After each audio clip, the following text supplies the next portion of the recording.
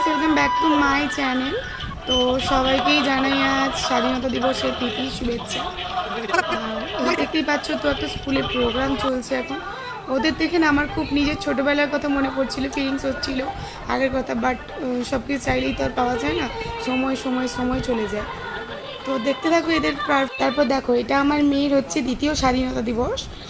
মানে হচ্ছে ও যখন আগের বছর যে গিয়েছিল তখনও অনেকটাই ছোট, আর এখনও অনেকটাই বড় হয়ে গেছে। যেটার জন্য আমরা ওয়েট করে থাকি সেটা হচ্ছে আমাদের পতাকা উত্তোলন।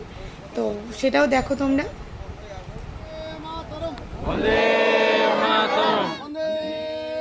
তো তারপর চলো আমরা সবাই মিলে একসাথে বলি বন্দে মাতরম।